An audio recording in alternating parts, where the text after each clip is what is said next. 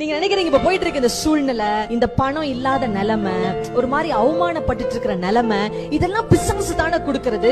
எப்படி என் வாழ்க்கையில கிரியை செய்யும்? பிரியமானவர்களே, அன்றைக்கு அப்படிதான் மோசே நினைச்சிருப்பார். முள்ளு கர்த்தர் உண்டாக்கல, பாவத்தின் விளைவு. ஆனா அதே முள்ள வச்சு ஆண்டவர் மோசேவை அழைத்து ராஜ வாழ்க்கையை கொடுக்கிறார். ஆமென். இப்ப இன்னைக்கு நான் சொல்றேன், நீங்க போயிட்டு இருக்கிற இந்த சூழ்நிலையை வைத்து கர்த்தர் உன்னை திரும்பவும் ராஜ வாழ்க்கைக்குள்ள கொண்டு வருவார். உன்னை அவமானத்திலே உட்கார வைக்க மாட்டாரு. உங்களை கர்த்தர் ராஜ வாழ்க்கைக்குள்ள கொண்டு வருவார். பிசாசுடைய ஆயுதத்தை வச்சு நம்மள கர்த்தர் உயர்வுக்குள்ளாக உபயோகப்படுத்துவார். நம்மை வாழ வைப்பதற்கு எந்த இடத்துக்கு வேணாலும் இறங்கறதுக்கு ரெடியா இருக்கிறார். சொல்லுவாங்கல்ல, லவ் பண்றதுக்காக நான் என்ன வேணாலும் பண்ணுவேன். கையில கிழிச்சுக்குவாங்க, கையில எழுதிக்குவாங்க, ரத்தத்துல எல்லாம் எழுதுவாங்க, அந்த அளவுக்கு கூட போவாங்க.